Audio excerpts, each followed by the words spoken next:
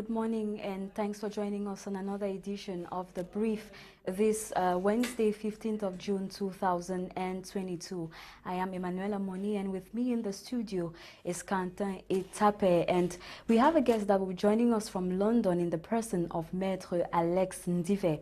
Today we will focus on the crisis plaguing the Cameroon Baptist Convention as well as Forba, who seal a deal in order to secure public service data. But before we get in depth into what the newspapers are saying today, let's listen to what the French newspapers have for us this morning with my colleague on the other side. Good morning, Quentin. Bonjour, Emmanuela. C'est une nouvelle aventure de chaque jour qui commence encore aujourd'hui, ce mercredi 15 juin 2022. Mesdames et messieurs, bonjour à tous et à tous. Bienvenue à cette grande revue des unes de votre programme bilingue, Débrief, édition de ce mercredi. Commençons très rapidement avec le journal New Star qui nous parle de la crise anglophone et titre en sa grande une, menace sécessionniste à l'ouest. Bandoun la peur au ventre. Plus loin dans le journal, nos confrères nous expliquent que dans un message porté adressé au préfet et les membres de son état-major, le gouverneur de l'Ouest alerte sur une série d'agressions ou bien d'attaques qui seraient en préparation dans le département du Conquis. La présence des combattants séparatistes en position offensive dans la ville de Bandoun et ses environs fait peser des menaces réelles sur la sécurité des personnes et leurs biens dans ce département où les populations vivent dans la quiétude depuis des années. Le gouverneur appelle à la plus grande vigilance et au renforcement du dispositif sécuritaire dans les édifices publics, les lieux de culte, les centres d'examen et les marchés et bien d'autres. Alors, parlons à présent économique avec naturellement le journal Expression économique collectif budgétaire. Pourquoi le budget augmente à 6 080,4 milliards? C'est d'ailleurs ce que nous propose le tabloïd en sa grande une. Si l'on s'en tient aux explications données dans les colonnes de la page 3 de cet hebdomadaire, plusieurs facteurs sont à l'origine de 328 milliards selon le projet de loi de finances rectificative en examen ou au Parlement. Il s'agit de la hausse des coûts de baril, l'impact de la guerre russo-ukrainienne, la réduction des appuis budgétaires, la croissance de la masse salariale. Par ailleurs, plus haut en petite une, le même journal nous plonge dans l'affaire Glencore, Hôtel Marriott, Rond-Point Patriote, Covid-Gate, en parlant d'un scandale économique sous silence. Nos confrères évoquent le choix du gouvernement de se taire face à ce qui apparente ou bien à ce qui s'apparente à des crimes en Syrie, comme si l'opinion n'avait pas droit à une explication. En tout cas, pour plus de détails, allez consulter ce tabloïd de la page 5 à la page 10 en kiosque ce matin. Restons toujours en économie, mais avec le journal Éco-Matin.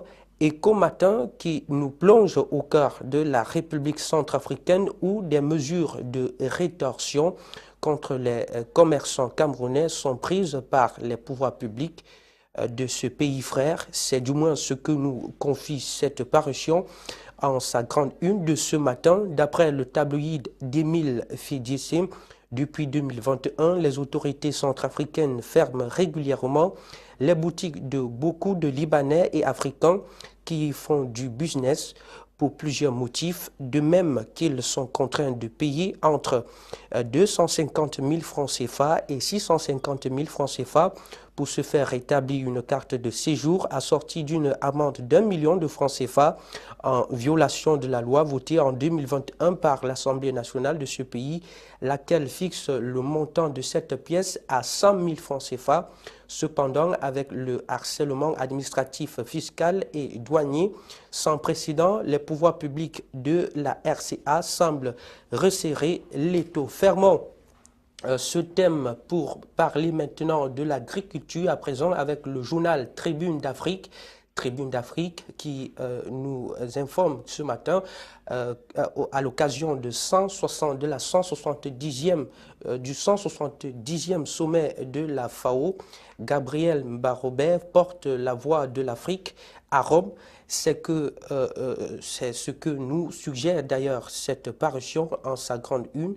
Entre les lignes de la page 3, l'on apprend que le discours du patron du ministère de l'Agriculture et du Développement rural au nom du groupe africain a été fort applaudi.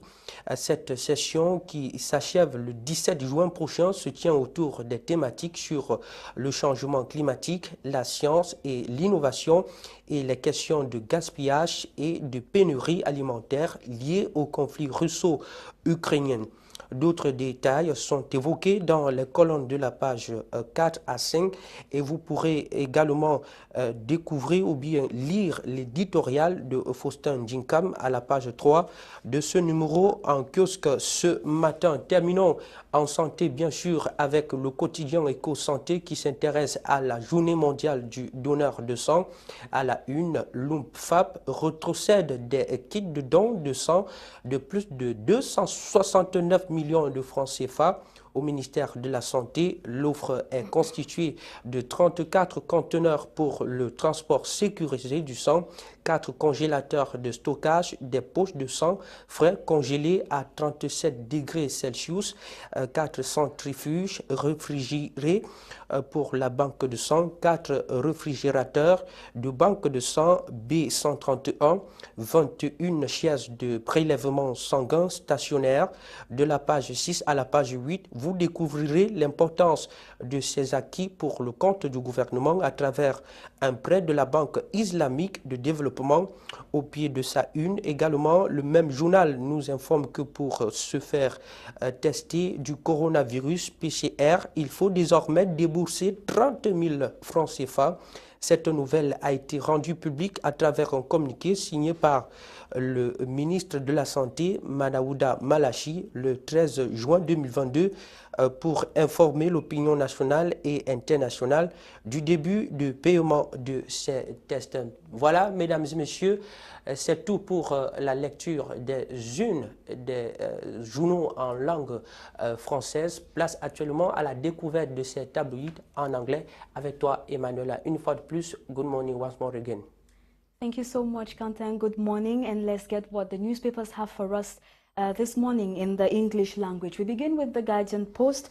The Guardian Post that headlines on crisis rocks Cameroon Baptist Convention. Attempts by executive president to disrupt church service meet stonewall. Christians boo other CBC boss out of congregation.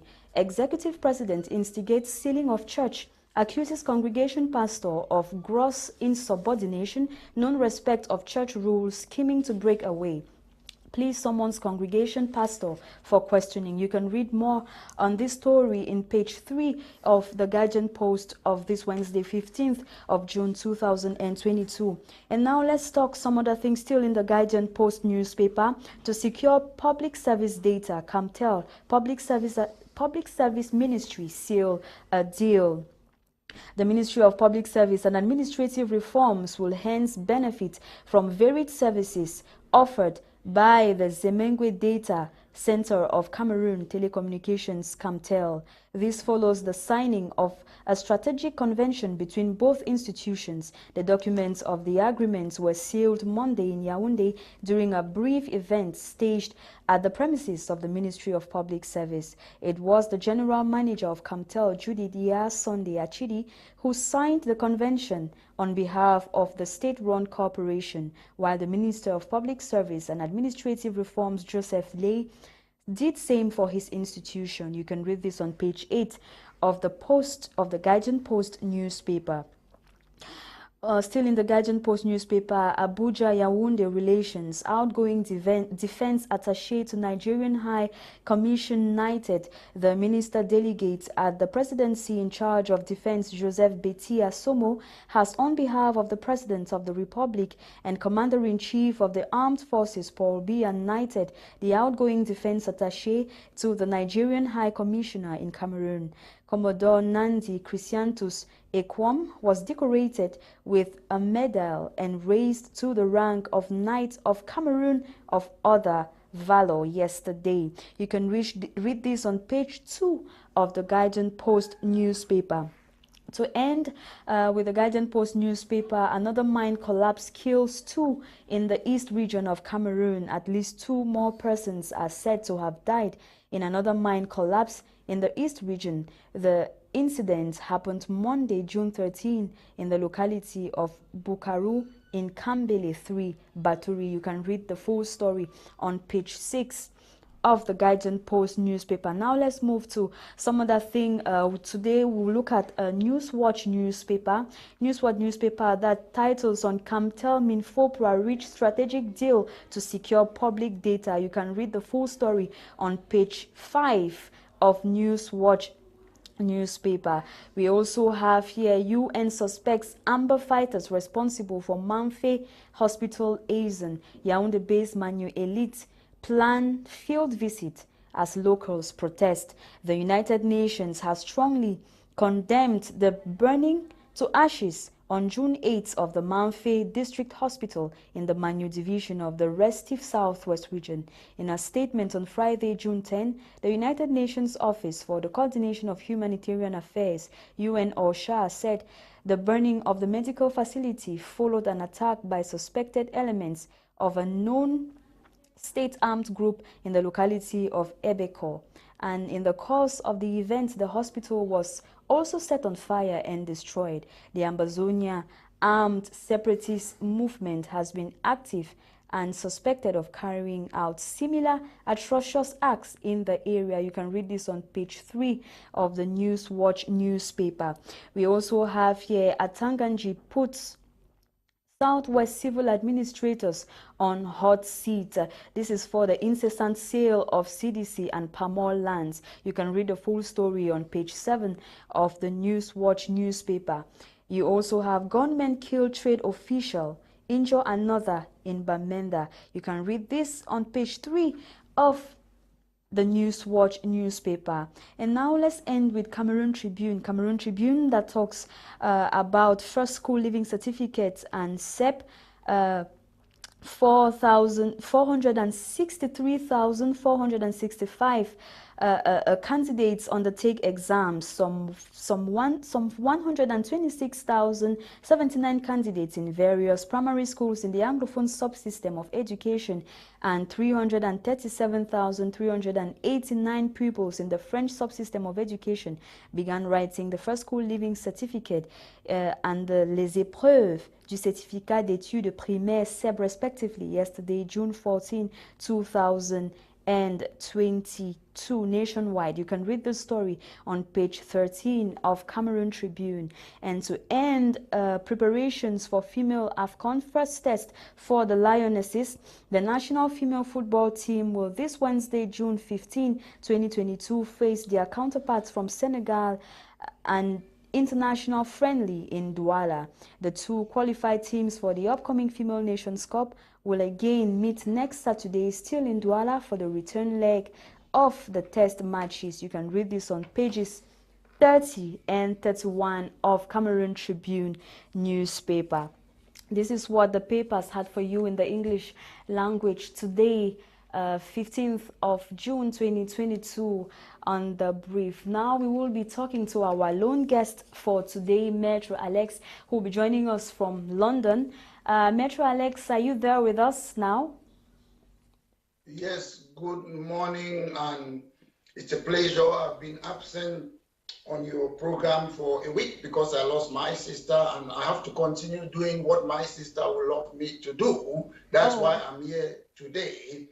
And so I'm saying hello to the beautiful people of the Cameroons. Thank you so much, Metro Ndive. So sorry to hear about the loss of your sister. And today we'll begin with Quentin, who is going to ask the first question that we have for you today. Alors, bonjour, Maître Ndive. Bonjour, thank you very much. Good morning. How are you doing? Nous allons très bien, merci beaucoup. Voilà, on commence très rapidement par cette actualité qui nous renseigne sur la crise anglophone. Eh bien, la menace sécessionniste à l'ouest, Bandoun à la peur au ventre. C'est ce que nous donne aujourd'hui le journal New Star Info. Est-ce qu'on peut-on dire aujourd'hui, avec le contexte actuel, que la crise anglophone est en train de se généraliser au point où le gouverneur de la région de l'Ouest appelle le sous-préfet à la vigilance, à la vigilance pour être à l'abri de ces menaces. Peut-on dire aujourd'hui que la crise veut déjà se généraliser? It is almost 6 years now, and I would like by saying there is a government in Cameroon, and the government of Cameroon have got that solution. We can call it that it is a threat and it's expanding to other parts of the country. I'm not surprised because the government have to accept that Rio dos Cameroon was created by foreigners. The country Cameroon was not created by us, the indigenous of Africa, and it was created by the English and French under the United Nations Trusteeship Council. We have to respect the fact the government have got that solution. And the problem we are facing today is that there is a de facto president of Cameroon, Mr. Macron, who is controlling President Paul Biya. We have to sit and say, Cameroon, it's two institutions that came together. The problem, the Chris and Grofo, to me, it's not about the threat. There is a solution, it's easy. How can we solve this problem? President Paul Biya and Mr. Macron, they have to know that they cannot be imposing École Normale Supérieure that they inherited from France to the English part of Cameroon. They cannot be imposing ENAM that they inherited from France in the English part of Cameroon. They cannot be imposing the military tribunal that they inherited it from France. What we are doing in Cameroon is not our local laws. It's something that came from France. The French part of Cameroon have an institution that they are using, and it is also nice. I'm looking at the solution, not even about the threat of cessation. The problem now is, how can we maintain English institution too in the English part? If we can do that, I believe we'll have a solution. I'm looking for a solution, a solution, a solution. If we keep on fighting other Cameroon, I'm not happy with the Cameroonians who are taking gun and attacking other Cameroonians. I'm not happy with that. That's my position. But however, there is a solution, and the government must accept that two institutions, two brothers and sisters from Africa, that's how that country was created. If they start recognizing that, I'm sure we'll solve that problem. We have too much centralization. Let's look about the solution. There are a lot of people who are in power. Unelected people prefer all those people, DO governors. They were not elected. Nobody gave them the mandate to be a governor or DO. We want elected people. Civil servants cannot continue to be our politicians in Cameroon. If you go to Enam, you come out, you're a civil servant, you're not a politician. We should separate civil servant from politician. We should look about solution. You cannot win your own people. You cannot fight them. I condemn people who are killing each other. I'm against the use of guns in Cameroon, but the government have got a solution. Britain left Cameroon. France is still in Cameroon. I don't know why France is still in Cameroon. You don't hear about the British Prime Minister talking about Cameroon. Every day is Monsieur Macron. What's Macron doing there? Every day the presidency is the French ambassador that's in the presidency. What's he doing there? He's not the only ambassador in Cameroon. So we have a problem and there is a solution. D'accord. Maître, si nous rentrons un peu dans l'actualité, un militant d'un parti politique a interpellé le président Emmanuel Macron lors de sa descente en région parisienne le 8 juin dernier sur la question de la situation sociopolitique du Cameroun, et ça a beaucoup créé tache d'huile. Les réactions aussi qui ont fait jaser sur la toile. Le gouvernement camerounais a réagi par un communiqué qui renseignait sur la démocratie qui est bel et bien une réalité au Cameroun, et que la situation sociopolitique évoquée entre l'échange de ces deux interlocuteurs de la France est contraire par rapport à ce qu'on vit au Cameroun. Vous êtes de même avis que le gouvernement camerounais? That's poetic justice. When President Paul Biya, somebody who is almost 90 years old, after the national dialogue in Cameroon, he was running to France to do what? Don't come rendezvous to Macron, his boss. That's what Mr. Biya did. And when Macron now, he's playing his politics, he's telling something different, they are criticizing Macron. They work with Macron, but what I will say, we as Africans, we as the people of Cameroon, we should not be giving these people pride. They are not God. They are not better than us Africans. I live there, they are not better than me. I'm more intelligent than most of them in this country. So who is Macron? For us to say, Monsieur Macron, blah, blah, blah. Macron is rubbish to me. He cannot debate with me. His power is just because he's the president of France. That's his power. He's running a strong institution. We should not give them that right. The United Nations, the Western country, they will not save us. The truth is, these people, the Western country, I love them. They are human beings. They came to Africa to exploit us. After they failed through slavery, what did they do? Colonization, apartheid. After those things, what did they do now? They are making us to be fighting each other, then they can control us. And when we are fighting each other, they can take our natural resources. I was not happy what that guy asked Mr. Macron. I will not ask Mr. Macron anything. We, the people of Africa, Cameroons, we can solve our problem. We don't need them. They are not better off than us. That's what we should know as Africans. Thank you so much, Maître Alex Ndive. We remain in the crisis plaguing the Northwest and the Southwest regions. And today, the 15th of June 2022, marks exactly 1 year after some 5 delegates divisional delegates in the Ndive division were actually kidnapped by separatist fighters. And the questions we are asking ourselves is, are these people still alive? Are they alive or dead? We talked about it yesterday in one of our newspapers, but today actually marks 1 year ever since these people, were kidnapped. Are they alive or dead? And what is, the Cameroonian government doing about it? What can the Cameroonian government do about this? I'm talking and taking into consideration the recent case that we had with Senator Regina Mundi.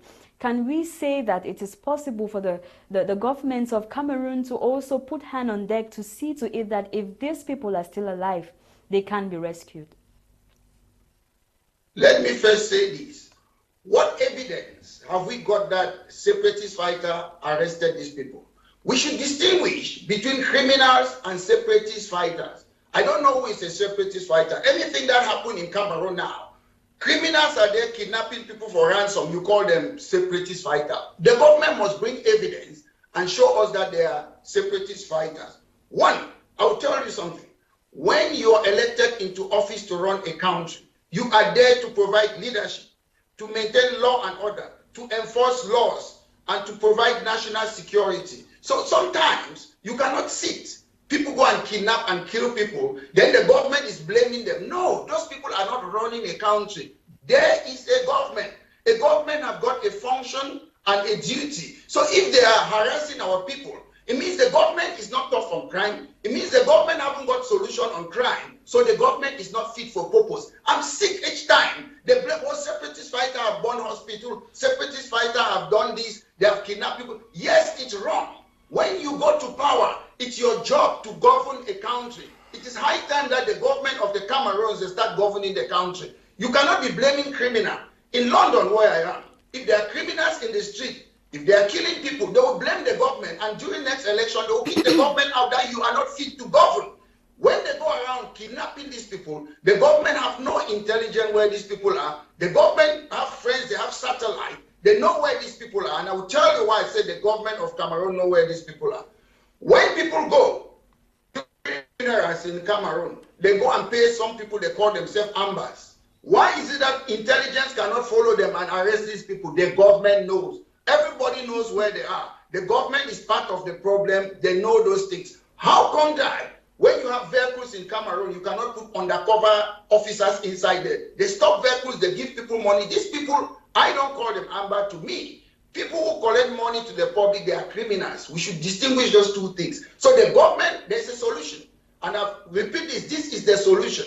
If you can go and pay somebody for funeral that they are ambers, so how can the government not follow the trace and arrest those people who are taking money? The government knows about it. The government is happy. When there is disorder, the government can run. People will not scrutinize or hold them into account. To talk about if these people are alive, I'm not sure. I don't know. But we should be worried when it takes 1 day, 1 week, 1 month, a year. When people, we cannot see them, we should begin to worry because Senator Regina Mundi, we know that she was safe and she's alive, and she's somewhere doing well. So the problem is the government is cherry picking. They choose who they want to save. They choose who they want to see. The government is discriminating against their own citizens. That's how I look at it.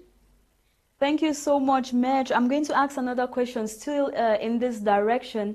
We read in one of the stories making headlines on our newspapers was about the common entrance and the SEP examination that began Tuesday and is going to end today, Wednesday, 15th of June, 2022.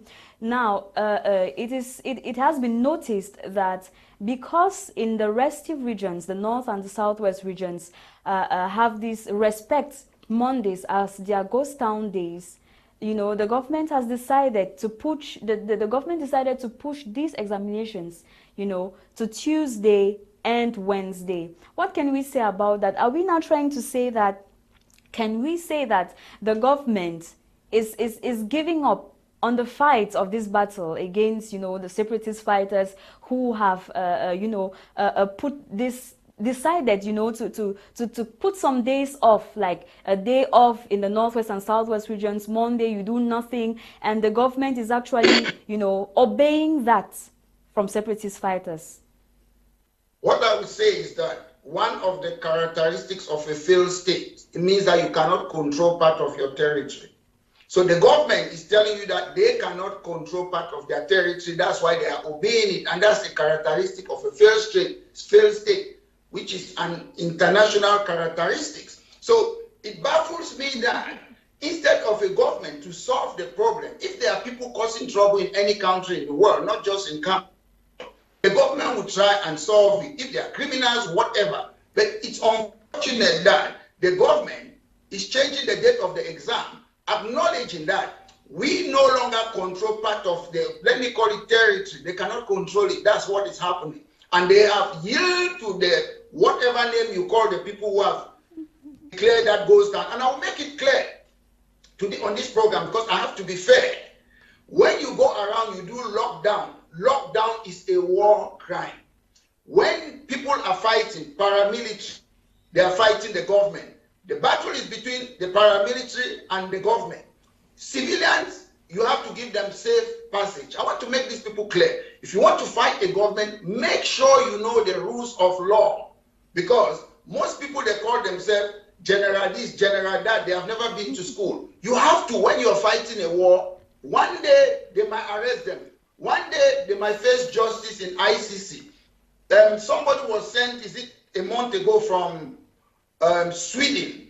It was repatriated to Rwanda. It doesn't matter how long it takes. So if you want to fight, people fight war, I put it in quotes. War is legal. You have a right to fight for your right.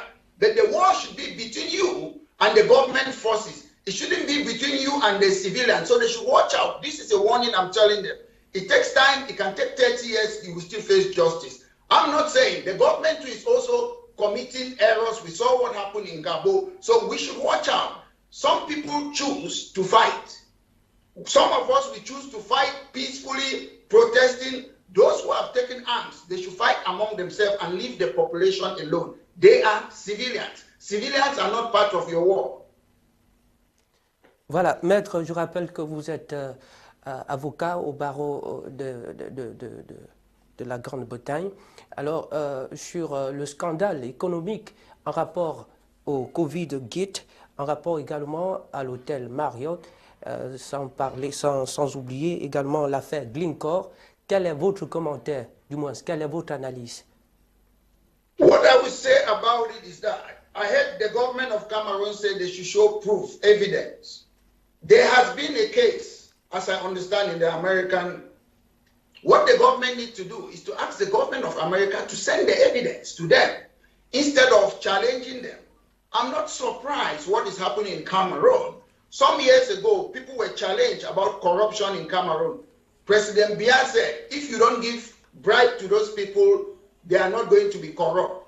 At the end of the day, it's Mr. Biya who have been going around putting Mendoza, Abba, Titus Ezwa, all those people in prison. It's Mr. Biya. But you see, the government always challenge people. You are a government.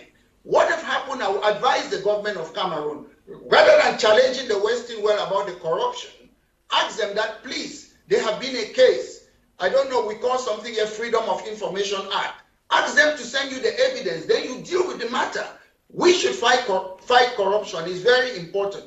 We should learn to fight corruption. If somebody says people have been corrupt, they have done something in Glencoe, rather than challenging them, ask the Western country, can you give us the evidence? Then they will sell it to you. Then you arrest those people, then they have to face trial in Cameroon. That's my view. Because if we don't stop it, we keep on supporting corruption. I understand sometimes some of the top people in Cameroon, they are part of the corruption. That's why they want to cover it up. Maître, est-ce que ce silence du gouvernement peut signifier quelque part que l'opinion nationale et internationale n'a pas besoin des explications face à ce qui s'apparente à une série de crimes? The problem is, this is speculation. I have no evidence.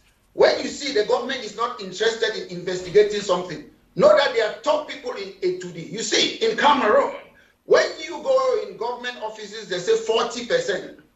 That 40%, the boss, the minister takes some, goes to the director. So all of them, they are involved. So if you start investigating them, you are going to investigate maybe even people inside A2D. So most of them, they are involved in the corruption.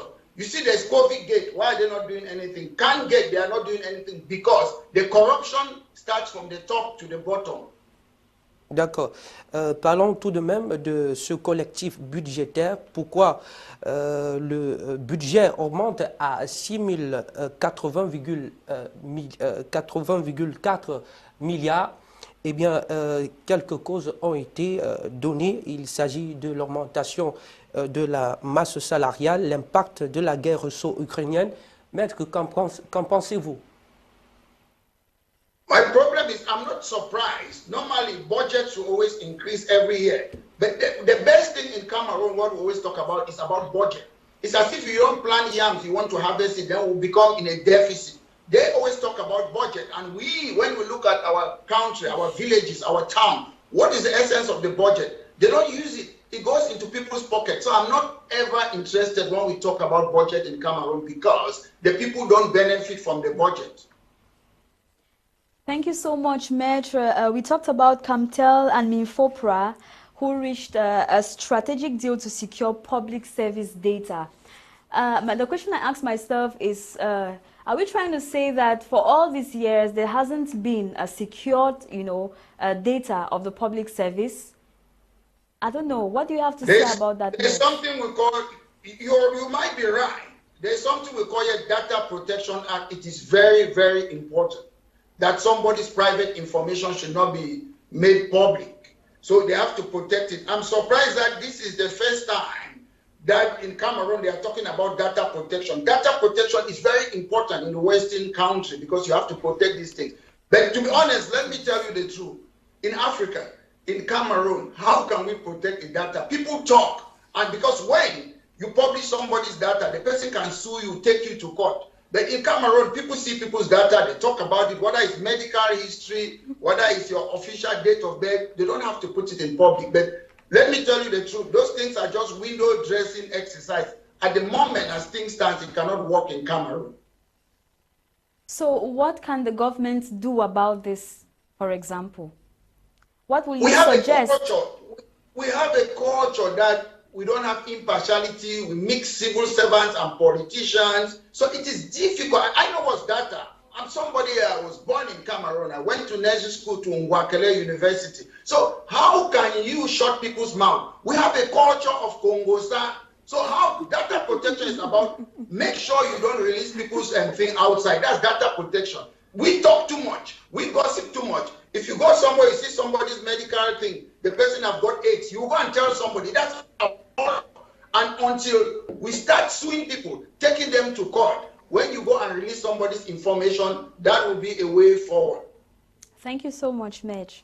D'accord, Maître. On va revenir en économie avec bien sûr le journal Éco Matin qui nous plonge au cœur de la République centrafricaine et nous informe que les pouvoirs publics de ce pays frère sont en train d'emprunter les mesures de rétorsion ou bien de serrer les taux pour harceler fiscalement parlant et de façon répressive, sans précédent, les commerçants venant de l'Afrique et certains Libanais. Que peut-on faire pour nos frères de ce côté-là? Que peut-on demander au gouvernement camerounais sur le plan diplomatique? The problem is definitely the government of Cameroon must have international laws or treaty with those people. I don't know what it is, but in Africa, you know, most of us, whether it's in Chad or whatsoever, people just move and do things not in a legal way. So I am saying we still need to sit and start rejoin our institution and determine what we have to do. To be honest, I can just move to Gabon and go and stay there and start doing business. Nothing will happen. That's how we operate in Africa. I can move in Nigeria, nobody will disturb me or whatsoever. So sometimes we have headlines. I don't really understand that without knowing the entire facts or to understand the other countries and how we are doing, whether it's trade or whatsoever. It's a difficult call for me, but we need to sit and go to the drawing board and start see how, as Africans, how we deal with our borders, trade, and other things. I don't have details about that. I'm not sure about that. I cannot say something that I'm not sure 100%, but we have diplomatic ties with those countries. We can talk. We have ambassadors in those countries. So the government can understand and talk with those people on how we can deal with such problems.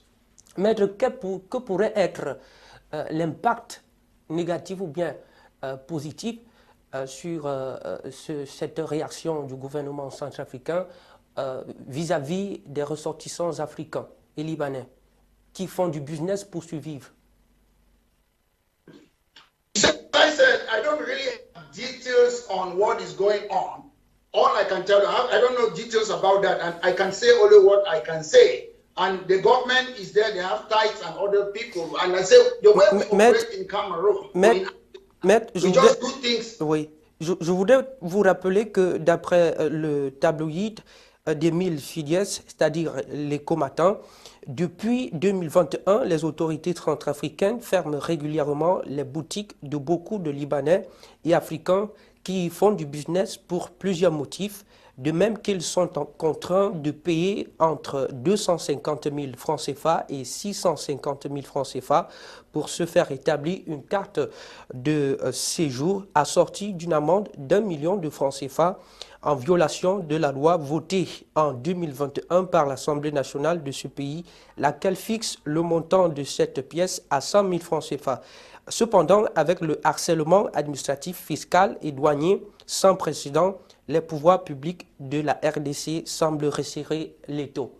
Alors, quelles sont les conséquences qui peuvent en découler?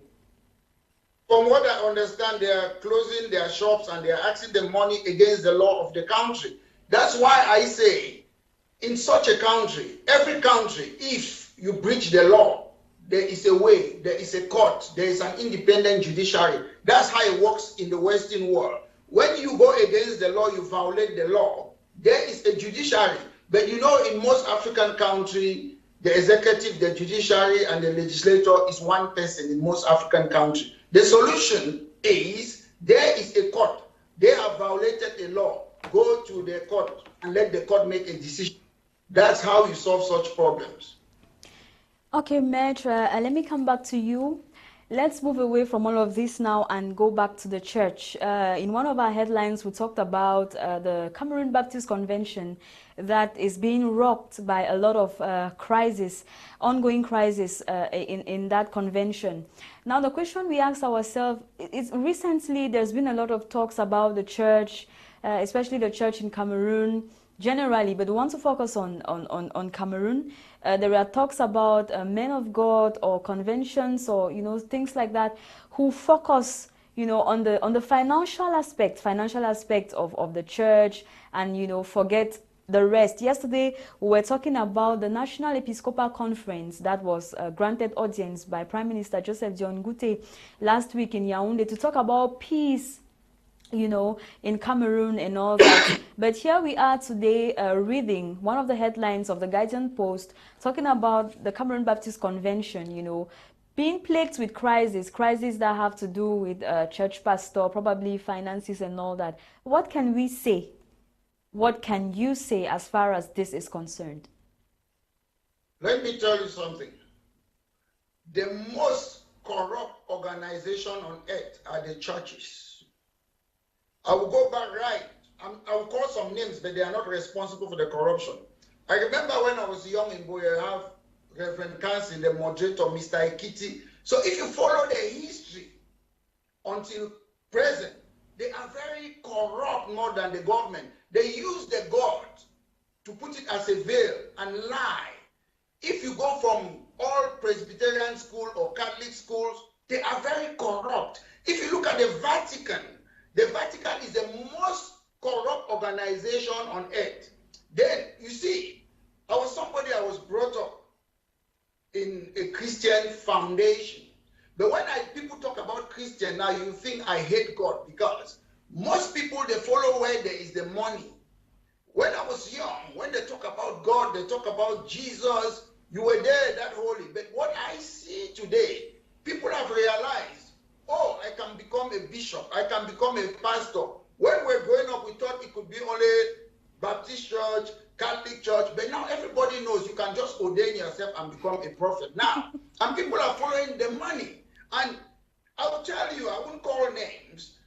When I have some teachers who became principal in certain Presbyterian schools, when there is corruption, I have teachers who became principal, they opened their own school by stealing from Presbyterian school. So those things have been going on. The focus is that there as a people look at, oh, it's about God. You talk about the Archbishop talking about peace. We like to use words. Words. What is peace? Tranquility. If I'm hungry, I'm not happy because I'm hungry, you cannot give me food. Then you say, oh, peace without food. I'm not going to stop what I'm doing. So the problem is the church is not different from the current government. The corruption is in the church. Without mixing words, I understand. If I'm wrong, somebody will correct me. Madame Dorothy Njoma had a position in the Presbyterian church. She resigned because of corruption. So there's corruption everywhere. It's just that it's up to the media to be digging in, to investigate these things. It's not just about the government. If the church is not doing well, we cannot have a good government, because when we're growing up, church is about morality. And when we have morality, we can have a good country, and people will stop stealing too from the government. So the church and the government, they are friends.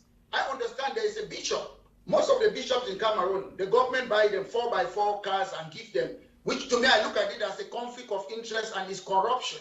So they do that, and I know that I have all the evidence. They are the same people. The archbishop, they can come and talk. The pastor, they can come and talk. All of them, they are looking for the way.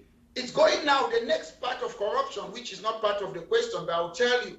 We have been growing up, we know about the chiefs, Dr. Ndeli chief. Now you hear everywhere, chief coronation. Are they the Queen of England? It is a new thing now to set yourself so that government should give you money. What are they doing with the coronation? What are chiefs doing in politics? So our society is in entropy. We need that morality, and we need good people to come forward. You know, Metro, I was discussing with someone last time, and then he asked me the question, what has the church done in order for peace to return in the northwest, in the southwest, and in the far north region of Cameroon? So now, Metro, what can you tell us? Are you trying to say, from what you have just said, that the church has, you know, no role to play as far as bringing back stability is concerned in Cameroon? The church is about Christianity. It's not the role of the church to bring peace in Cameroon. I know most people will be surprised about that. The only person who is responsible to bring peace in Cameroon is the government. They have a job description. It's inside the constitution of the Cameroons to provide leadership, to maintain law and order, enforce law. Let me learn. I'm coming when you get my second part. Le Seigneur peut inspirer le gouvernement. Let me learn and we will talk. The church, it's up to the government to use the church if they want peace, to mediate. The government can use them. The church is just like you. It's like me. So the government can use the church, but it's not up to the church to bring peace. The government can shut down churches. The church is under the government, so the government can use them. Have the government done that? I don't know. is it late Cardinal Tumi tried to bring people together to bring peace. The government said, no, we want war. No Anglophone conference. And what's it? In the constitution of Cameroon, they say freedom of assembly. People can meet, whether it's country meeting, whether it's Njangi meeting, whether it's Anglophone, whether it's Bameleke, it is in the constitution of Cameroon. The government of Cameroon said, Cardinal Tumi, no, we want the war to continue. No peace conference. It is clear, I'm not making it up. D'accord, Maître, peut-être on va terminer par cette information avec le journal, voilà, Tribune d'Afrique, qui nous parle de ce sommet, de ce 170e sommet de la FAO qui se tient présentement, et le ministre de l'Agriculture, M. Mbarobé, a représenté toute l'Afrique. Il a représenté toute l'Afrique. Alors, face aux défis actuels, face au contexte actuel marqué par le gaspillage et le changement climatique, la science et l'innovation, la pénurie alimentaire liée au conflit russo-ukrainien, que peut-on donc attendre de ce sommet? Let me tell you something. When I talk, example, if I go, we used to have Organization of African Unity. There was a purpose of it. They changed it to African Union. If you read their constitution, it's against the people. When you see people talk about all this meeting, how do they call it in French? There's something, when you go for a meeting out of the country, you make your money. They go there to drink their champagne, nothing will change. I'm the one telling you. I'm anti this type of meeting. Charity begins at home. They are going there to enjoy.